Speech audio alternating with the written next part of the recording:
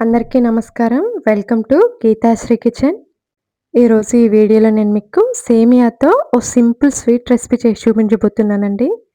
ఈ స్వీట్‌ని వంట రాని వాళ్ళు కూడా చాలా ఈజీగా ప్రిపేర్ చేసుకోవచ్చండి. ఈ స్వీట్‌ని ప్రిపేర్ చేసుకోవడానికి మనకి ఎక్కువ టైం కూడా పట్టదు. ఇలా నోట్లో వేసుకుంటే అలా కరిగిపోతుంది. చూడండి ఎంత బావుందో.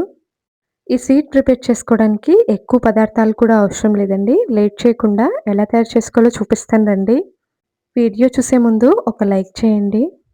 ముందుగా స్టవ్ ఆన్ చేసి కడాయి పెట్టేసుకోవాలి. ఇప్పుడు ఇందులోకి 2 టేబుల్ స్పూన్ల వరకి నెయ్యిని వేసుకోవాలండి. నెయ్యి మొత్తం ఇలా మెల్ట్ అయిపోయిన తర్వాత ఇప్పుడు ఇందులోకి 1 కప్పు వరకి సేమియాని వేసుకోవాలి. సేమియా వేసుకున్న తర్వాత స్టవ్‌ని లో టు మీడియం ఫ్లేమ్‌లో ఉంచుకొని ఈ సేమియా మొత్తం లైట్‌గా కలర్ మారే వరకు ఫ్రై చేసుకోవాలండి. ఓ 2, 3 నిమిషాల పాటు ఫ్రై చేసుకున్నామంటే సేమియా అనేది ఇలా లైట్ గోల్డెన్ కలర్‌లోకి మారిపోతుంది. ఈ విధంగా ఫ్రై చేసి తీసుకోవాలండి. మరీ ఎక్కువగా ఫ్రై చేసుకున్నామంటే టేస్ట్ అనేది మారిపోతుంది. ఇప్పుడు ఇందులోకి కొన్ని డ్రై ఫ్రూట్స్‌ని కూడా వేసుకొని ఒకసారి కలుపుకొని 1 నిమిషం పాటు ఫ్రై చేసుకోవాలండి. డ్రై ఫ్రూట్స్‌ని సెపరేట్‌గా కాకుండా ఒకసారి ఇలా కలిపి ఫ్రై చేసుకోండి. టేస్ట్ బావుంటుంది. 1 నిమిషం పాటు కలుపుకుంటూ ఫ్రై చేసుకున్న తర్వాత ఇప్పుడు ఇందులోకి ఏ కప్పుతో అయితే సేమియా తీసుకున్నామో అదే కప్పుతో 2 కప్పుల వరకి పాలు పోసుకోవాలి. 1 కప్పు సేమియాకి 2 కప్పుల పాలు కరెక్ట్‌గా సరిపోతాయండి. పాలు పోసుకున్న తర్వాత స్టవ్‌ని మీడియం ఫ్లేమ్‌లో ఉంచుకొని ఇలా అంతా ఒకసారి బాగా కలుపుకోవాలి. ఇక్కడ నేను ఈ స్వీట్‌ని మరీ లూజ్‌గా కాకుండా అలాగని థిక్‌గా కాకుండా ప్రిపేర్ చేసుకుంటున్నానండి. అంతా ఒకసారి ఇలా కలుపుకొని ఇప్పుడు దీనిపైన మూత పెట్టేసి స్టవ్‌ని మీడియం ఫ్లేమ్‌లో ఉంచుకొని 3, 4 నిమిషాల పాటు ఉడికించుకోవాలి.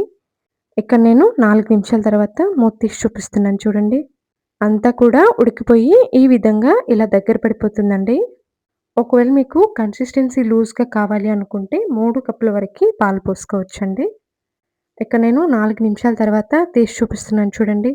సేమియాని తీసుకొని ఇలా నొక్కి పట్టి చూస్తే 2 ముక్కలుగా బ్రేక్ అయిపోవాలి. ఈ విధంగా ఉంటే సరిపోతుందండి. ఇప్పుడు ఇందులోకి సేమియా తీసుకున్న కప్పుతోనే సగం కప్పు వరకి మిల్క్ మేడ్‌ని వేసుకోవాలండి. ఈ మిల్క్ మేడ్ వేసుకోవటం వల్ల ఈ స్వీట్ టేస్ట్ గానీ, కలర్ గానీ, కన్సిస్టెన్సీ గానీ చాలా బావుంటుందండి.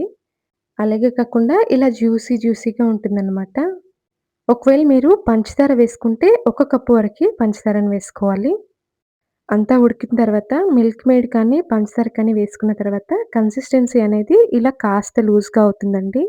1 నిమిషం పాటు కలుపుకొని దించేసుకుంటే సరిపోతుంది. అంతేనండి, సేమియా స్వీట్ రెడీ అయిపోయింది.